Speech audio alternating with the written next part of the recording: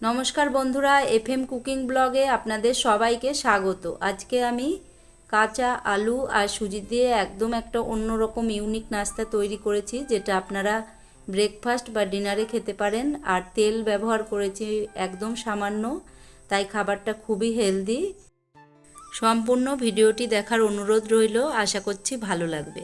এই রেসিপিটি বানানোর জন্য আমি নিয়েছি হাফ কাপ সুজি, যেটা ওজনে 50 গ্রাম, আর নিয়েছি একটা আলু।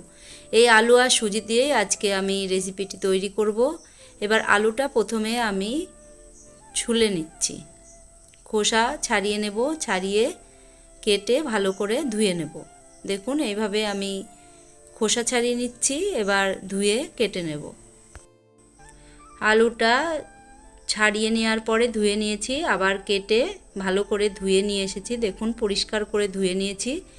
এবার এই সুজি আর আলু আমি পেস্ট করে নেব। প্রথমে এই আলুগুলোকে আমি মিক্সি গ্রাইন্ডারের ভেতরে দিয়ে দিচ্ছি।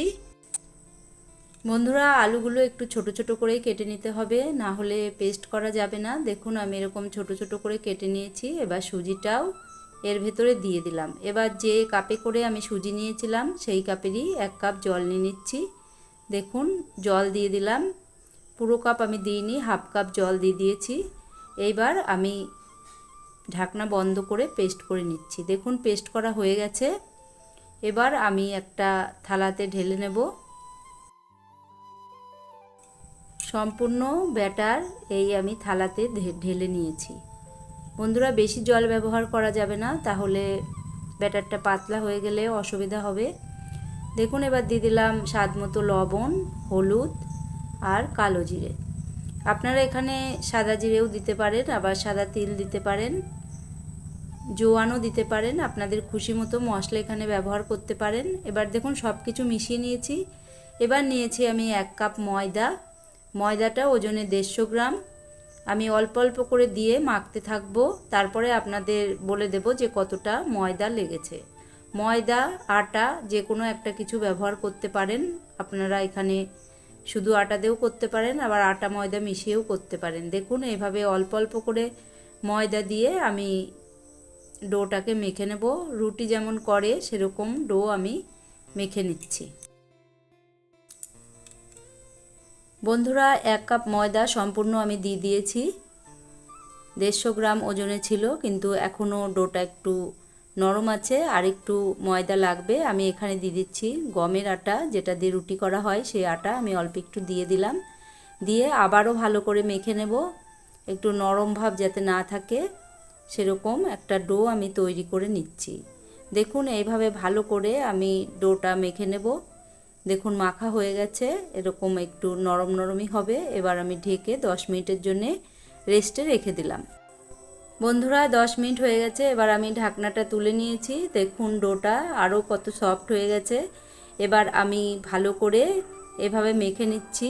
এই ডোটা একটু নরম নরমই হয়, তাই হাতে একটু তেল মেখে নিতে হবে। দেখুন প্রথমেই আমি এটাকে রুটির লেচির মতো করে কেটে নিচ্ছি। দেখুন আমার 5টা লেচি হয়েছে। এবার হাতে একটু তেল মেখে আমি এগুলোকে একটু গোল করে নিচ্ছি, না হলে হাতে আটকে যাবে, তাই আমি একটু হাতে তেল লাগিয়ে নিয়েছি।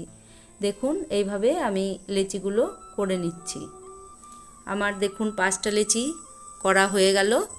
এবার আমি এগুলোকে বেলে নেব। এগুলো বেলার জন্য আমি প্রথমেই একটু আটা ছড়িয়ে নিয়েছি। এবার আমি বেলে নেব। এই ডোগুলো খুবই নরম আছে, তাই একটু বেশি করে আটা ছড়িয়ে নিতে হবে, না হলে লেগে যাবে। দেখুন এইভাবে আমি একটা প্রথমে বড় রুটি তৈরি করে নেব। এবারে আমি একটা বড় রুটি দেখুন বেলে নিয়েছি। এবার আমি প্রথমে এভাবে ভাঁজ করে নিলাম, তারপরে আবারও ভাঁজ করে নিলাম। ভাঁজ করে নিয়ে আমি এবার বেলে নেব। আপনারা যদি মনে করেন গোল করে করবেন তবু করতে পারেন, কিন্তু আমি এরকম ত্রিকোণা শেপে পরোটাটা করব, তাহলে ভালো লাগবে দেখতে, তাই আমি এইভাবে করে নিচ্ছি। বন্ধুরা, ভাজে ভাজে পরোটা করলে খুবই ভালো হয়, তাই আমি এরকমভাবে করে নিলাম ভাঁজ করে। আপনারা চাইলে গোল গোল করেও করতে পারেন। দেখুন একটা বেলা হয়ে গেছে। ওইদিকে আমি গ্যাসে একটা প্যান গরম করতে দিয়েছি। আমি এবার এটা দিয়ে দেব। দেখুন প্রথমে আমি তেল দিইনি, প্রথমে একটু 2 পাশ সেঁকে নেব, তারপর তেল দেব। এবার দিয়ে দিয়েছি, ওটা একটু সেঁকা হতে হতে আমি এইদিকে আর একটা বেলে নিচ্ছি। বন্ধুরা, রোজ রোজ রুটি খেতে ভালো না লাগলে এই রেসিপিটি একবার বানিয়ে দেখতে পারেন। তেল কিন্তু সামান্যই লাগে আর খেতেও ভালো লাগে। বন্ধুরা, এই রেসিপিটি একবার হলেও ট্রাই করবেন। এবার ওইদিকে আমার এক পাশ সেঁকা হয়ে গেছে, আমি উল্টে দিলাম। এবার উল্টে দিয়ে এই পাশও সেঁকে নেব, তারপরে আমি অল্প তেল দিয়ে দেব। দেখুন এই পাশে এটাও বেলা হয়ে গেছে।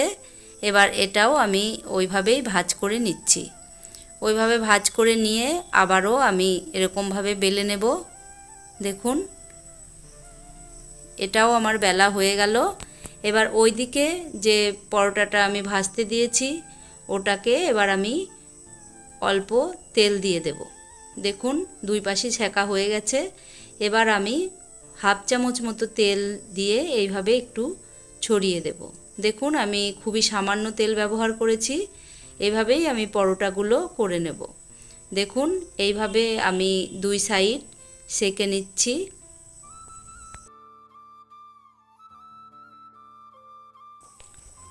দেখুন পরোটাটা কত সুন্দর ফুলে উঠেছে। এটা ভাজা হয়ে গেছে। দেখুন আমি দুই সাইডে এরকম চেপে চেপে ভালো করে ভেজে নেব যাতে কাঁচা না থাকে। দেখুন বন্ধুরা, দেখেই নিশ্চয়ই বুঝতে পারছেন এটা সম্পূর্ণ ভাজা হয়ে গেছে। ভেতর থেকে কত সুন্দর ফুলে উঠেছে। এবার দেখুন এটা আমি নামিয়ে নিচ্ছি। এটা নামিয়ে নিয়েছি। এবার আমি আরেকটাও ভেজে নেব। দেখুন যেটা বেলে রেখেছিলাম সেটাই এরকম প্রথমে প্যানে দিয়ে দিলাম। এবার এটাও এইভাবে প্রথমে দুই সাইড সেঁকে নেব, তারপরে অল্প তেল দেব। দেখুন এক সাইড হয়ে গেছে। এবার আরেক সাইড আমি উল্টে দিয়েছি। এবার সামান্য একটু তেল নিয়ে আমি এইভাবে চারিদিকে দিয়ে দিচ্ছি। দিয়ে আমি এটাও উল্টে পাল্টে ভেজে নেব। দেখুন এইভাবে একদমই সামান্য তেল ব্যবহার করে আমি পরোটাগুলো তৈরি করেছি, তাই স্বাস্থ্যের পক্ষে এটা ভালো। আপনারা এই রেসিপিটি তৈরি করতে পারেন। দেখুন বন্ধুরা, এটাও আমার ভাজা হয়ে গেল। এবার এটাও আমি তুলে নেব। এইভাবে আমি সবকটাই তৈরি করে নেব। দেখুন বন্ধুরা কত সুন্দরভাবে ফুলে উঠছে। এবার আমি এটাও নামিয়ে নিলাম। দেখুন এটাও আমি নামিয়ে নিয়েছি। এবার একে একে সব পরোটাগুলো আমি ভেজে নিচ্ছি। দেখুন বন্ধুরা, সব পরোটা আমার ভাজা হয়ে গেল। এবার আমি সব কটা পরোটাই নামিয়ে নিলাম। বন্ধুরা, আমার এই রেসিপি যদি আপনাদের ভালো লাগে তাহলে ভিডিওটিতে একটি লাইক দেবেন, আর চ্যানেলটি সাবস্ক্রাইব করা না থাকলে অবশ্যই চ্যানেলটি সাবস্ক্রাইব করে নেবেন, আর বেল নোটিফিকেশনটি অন করবেন, তাহলে আমি ভিডিও ছাড়ার সঙ্গে সঙ্গেই আপনাদের কাছে প্রথম নোটিফিকেশন চলে যাবে। এবার দেখুন সবকটা পরোটাই আমি তৈরি করে নিয়েছি। দেখলেন তো বন্ধুরা বানানো কত সহজ, আর আলু দেওয়ার কারণে খুবই সফট হয়। দেখুন একদম নরম তুলতুলে, খেতেও অসাধারণ। এরকম একটা আলুর তরকারির সঙ্গে আপনারা খেয়ে দেখবেন, খুবই ভালো লাগে। আর যদি আলুর তরকারি না হয় তাহলে সস বা কোনো আচারের সঙ্গে খাবেন, খুবই ভালো লাগে খেতে। বন্ধুরা তাহলে আজকের ভিডিও এ পর্যন্তই শেষ করলাম। সবাই ভালো থাকবেন, সবাইকে ভালো রাখবেন।